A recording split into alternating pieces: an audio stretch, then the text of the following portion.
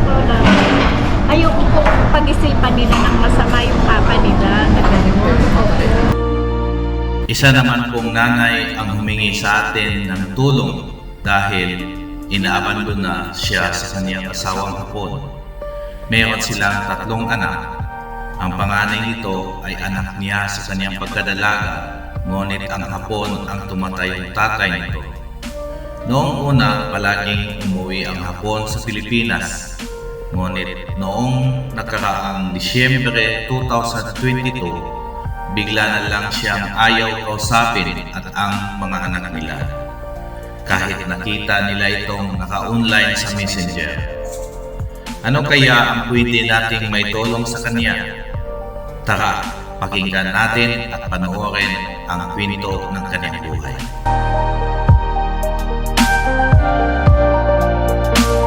Mga kalingap, nandito kami sa Tokyo. So, hindi Tokyo, Japan, kundi nandito kami sa Tokyo sa Fisher Mall ng Philippines. Dito po. Doon may KFC, doon po may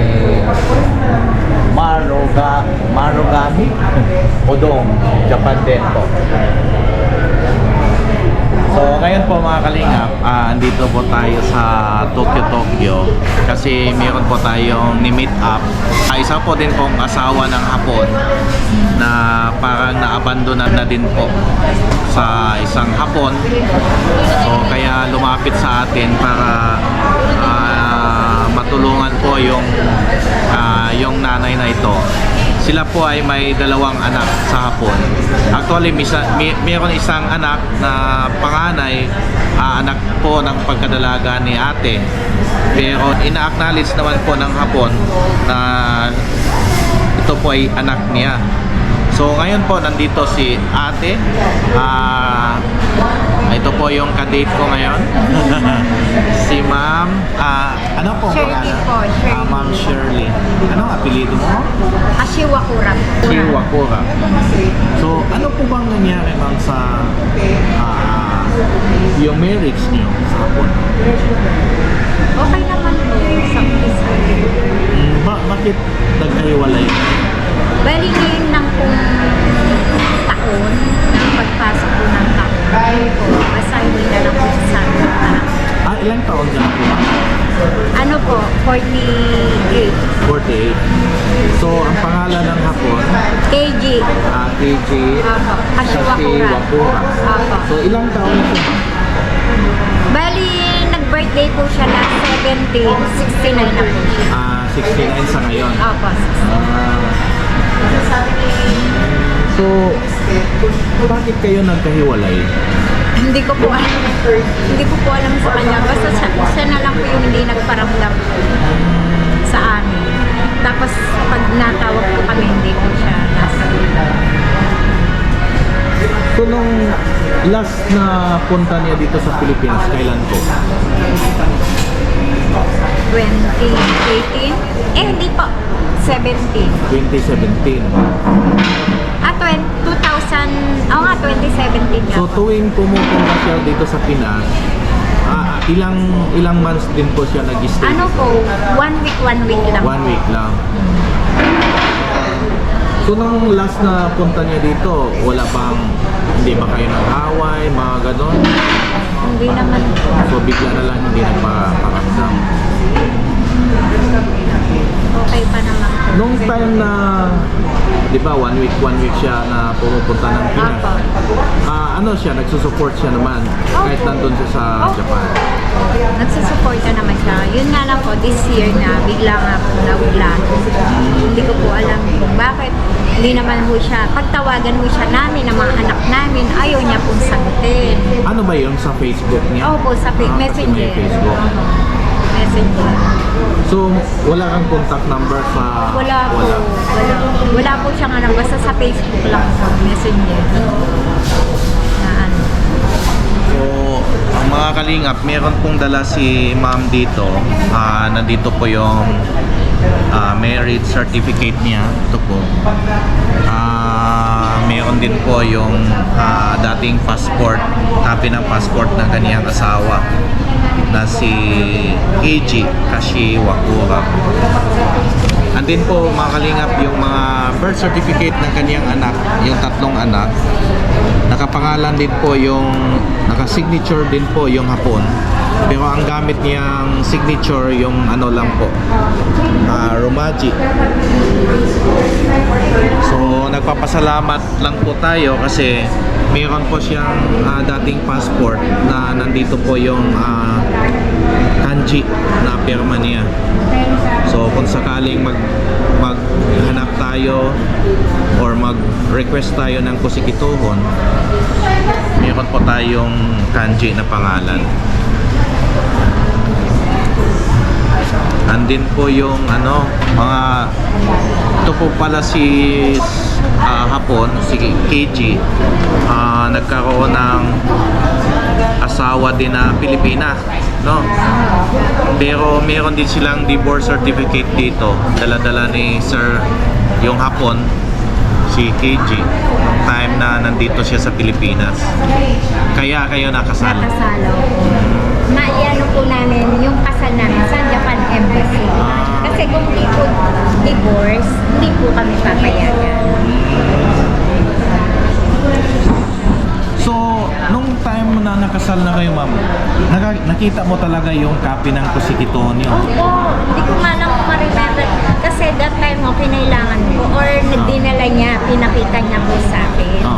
Kasi kinasal po kami 2015. So, bali, dinala niya po, pinakita niya. Ang nakapasok nga lang po doon, ako at saka yung bunso ko. Kaya sure na sure po talaga ako. Kaming dalawa ng bunso ko, yung nakapasok po. So, ang permanent address niya sa Japan, saan po dito? Yung sa work niya na ano? Sa ngayon po, hindi ko pero Oh, ito yan yung po, ano niya eh. lagi niya ina-address sa Sa Kanagawa. Kawasaki, Opo. Kanagawa. Opo, kahit nag-EMS siya, yan po. Ito. Yung last niya na EMS, ito na address ang gamit niya. Ano po, kasi true bank na po kami. So, bali yung EMS niya, hindi na po namin nag-update. Pero, nag-start po kami ng EMS, dito po talaga, yung address na yan. Sana po din kung paano natin isulat yung ano mo, yung hiragana ng pangalan mo.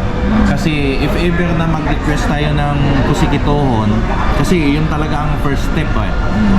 Kailangan makakuha tayo ng family registry. Opo. So kung totoo ang sinabi mo na nakita mo noon na Opo, sure na sure ako. Meron po. Dahan lang po talaga nawala. Kaya nga sabi ko, this ko Lord, saan ko kaya hahanapin yung ano ko? Talagang meron po ako noon, nawaglit lang po talaga. so meron siyang kusikituhon mga kalinga. Ngunit na ano daw nabaha sila na wala yung documents na iba. Ito po yung sabi ng anak ko, tatlo yan, yung babae. Yung babae. Ito ang ako.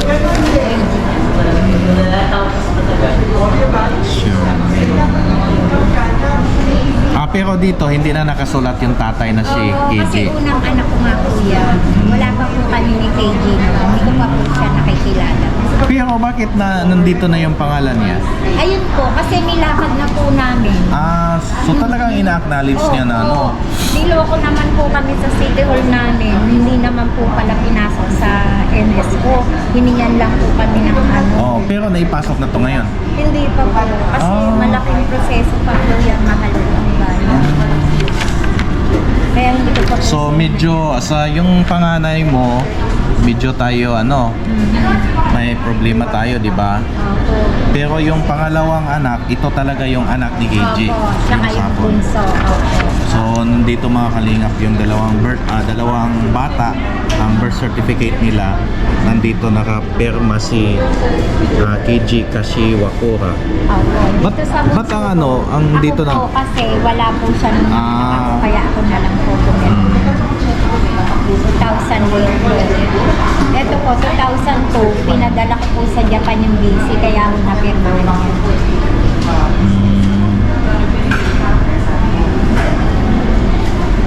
Pero dito, saan ba yung nakapangalan ang father? Ito. Ayan po. KJ Kashiwakura. So itong dalawang anak, itong dalawang anak naipasok din sa kusikituhon. Hindi, kasi po that time inaayos na po yung documents. Bali lang po talaga kasi ang Timano napirmahan yung bunso. Ito lang ang naipasok. Opo, yun lang. Ito ang bunso. Koji, yung Koji lang po ang nakapasok. Ilang taon na po siya ngayon? 15. Kaya nga po inahabol ko po sana nga siya na makarating po. Bakit hindi niya na ma'am, na i-process na dalhin kayo? Tamad po kasi siya kasi tamad. So, nung time na yun, wala siyang trabaho na talagang nagtatrabaho siya sa Japan? Trabaho? Meron po. Meron naman po siyang trabaho. Tamad lang po siya kasi... Tamad siya mag-process? Oo, mag-asikaso po ng documents. Tamad po. Kaya nga marami nagsasabi, asawa na ako, ba't di ka madala, gano'n. Siya lang po talaga yung ayaw. So mga kalingap, siguro ang gawin natin dito, una, kailangan tayo makaproduce ng kailangan muna gagawa ka ng pangalan mong katakana. Tapos pag nandun na yung katakana na pangalan mo, hanapin at mag-produce ka ng SPA para sa maghanap tayo ng para maka-request tayo ng panibagong Level 85 po. mga kalinga. Dumating na po yung order namin. Radios.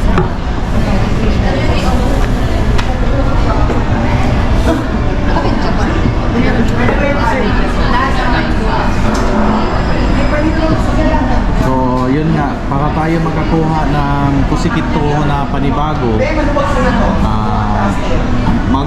kailangan ko ng SPA mo. Opo, paano po yun? Kung sa bagay, babalik kami yata next week eh. Uwi kami ngayon 25 pero babalik kami ulit next week. Ang babalik. So magawa ka na ng SPA para pagbalik na namin sa Japan, makakuha kami ulit ng kusikito. O, sige po. Ano po yung SPA na yan Bigyan kita ng format pagdating namin sa Japan ngayong 25. Ipadala ko yung format ng SPA. Tapos pagbalik namin next week before katapusan, ipadala na lang, email mo na lang dito sa amin, dito sa Quezon City. Pagka napagawa ko, i-mail ko na lang. Oo. Tapos mag-email din ako ng ID kasi kailangan na ako ang mag-represent doon sa Kawasaki City Hall para makakuha ng Meron lang po sige to. At saka kailangan ko pa tong ni attorney, yung immigration lawyer na nakilala ko. Ano po yan? Mapapanood po kaya niya? Wala ka bang contact number talaga niya? Wala po. Simula nung tawagan nyo dati, hindi Yun nga po, di ba yung binigay ko sa inyo? Sabi niyo po, hindi na active. hindi na active. Yun lang na number. Sabi niyo po, hindi na active. Wala na, talagang sa Facebook lang po talaga. So sa ngayon po ma'am, may asawa ka na ito? Wala. Wala kang boyfriend? Wala po, kaya nga sabi ko, siguro nakakarating ng single mother. Hindi, po ako, pumasok po ako ng tindera sa palengke. Para lang po, hirap po talaga. Anong year na ang mga anak mo ngayon nag-aaral? Ano po, yung bunso na lang po ang napasok. Yung pangalawa, ayaw na po mag-aaral. Ayaw na mag-aaral. Tapos yung panganay ko, nagpasok po sa company. Kasi simula lang po. Kasi yun na. Si Papa, wala na. Kaya ko na. Nung time na nagpapadala yung asawa mo noon, magkano din? Malaki? Hindi din? Hindi po. Isyukan po niya. Gosengin. Gosingin? Opo. Isyukan Gosengin. Although, sa isang linggo, ganun na ako. Sa isang buwan, bali pumapat ko na rin ng Nima. Anima. Yun lang po yung ano niya sa Nung time ba na nagkita kayo sa naging entertainer ka sa Opo, Japan? before.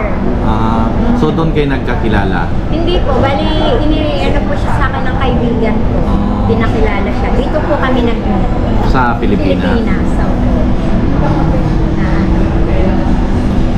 Grabe naman, no? So yun mga kalingap, yung sustento parang nimang si Sang Bawan. Parang opo, Mima, isang buwan. nimang. Isang buwan po. Paano ko po pagkakasya? Siguro itong naging asawa mo, baka hindi masyadong nagtrabaho sa Japan, kaya siguro nung tinatry niya i-process yung mga papel, hindi na-approve. Kaya nahiya na sa inyo, ayaw na magparamdam. Wala po eh. Facebook to ang gamit Facebook messenger. lang talaga sa Messenger. Yung sa ngayon po hindi ko po alam ang address niya. Basta yan lang po yung pinangahawakan ko. Ito po kami ginanto. Kaya yung po, kaya sa totoo lang, ayoko po pag-isipan nila ng masama yung papa nila na gano'n. Kaya, yun. Kaya, yun po ang inaano ko. Intindi na natin, baka walang trabaho, may karamdaman. Pero ang pagkakamali niya, Communication yun. opo, hindi niya sinasabi. Di ba dapat po tumawag na, Hindi mo makikita na sabihin sa kanya na, Papa, nakamunday arimas ka. may huwag na ako sa kanya nakamunday. Denwa mo chinay, ginagano ko. Denwa mo dinaishi, nande ka, tosa. Bakit ko Yung po, sinasato, pag-amatachi materu, kaso po, yuri materu, yung onegaishimasu, denwa choday. Lagi po pero denta na. dapat magkaroon kita Yung ng ba? number niya. Yun nga po, unless, nung nauso na po ang Facebook, hindi na po siya gumamit ng cellphone number. Yan na lang po, messenger. Dati po, sa telephone, ngayon po, nung nauso na yan, hindi na po. So, kung manawagan ka sa asawa mo, anong sasabihin mo? Kanagawa, manawagan ka sa kanagawa. Dami Pilipinay na Pwede kang manawagan ka dito sa asawa mo. Sa Nihongo. Pwede rin naman po. Pwede po, kausapin ko siya. Otosang ima tanon deriyo kuya ni vlogger tanon deru anata ni renrakus shitai kara dakara kuya ni tanon de tayo ima kuya Pilipini iru yo dakara yokatteru watashi yokatteru anata no koto oshieteru utari no koto mo oshieteru nande ka sumitako na ata utari isyo ni nakai soka kekong no koto mo family no koto mo sore hanasteru yo kuya ko karinga no ako James karinga ima hanasteru onegai shimasu otou-san renraku shite kudasai onegai shimasu materu yo watashi dake janai minna mo family mo mama mo materu kodomo tachi mo materu onegai shimasu nakamunday wa hanashite kudasai tata da materu dake dami yo hanashite kudasai denwa chodai onegai shimasu materu yo nanji de mo materu onegai shimasu. Po mga kalingap, sakit sa dibdib na isa namang nanay. Iwan ko ba ito yung content ko? Isa naman pong nanay na nanawagan sa kanyang asawa. Napakadami kasi meron po katulad mo sa panahon po ngayon napakahirap. Di po ba yung may tutulong sa'yo yung ganyang problema sa panahon ngayon wala na pong ganito na parang foundation na tutulong sa'yo wala na po kaya nga napaka-bless ko po na sa dami rin po ng nakikiusap kay Sir James.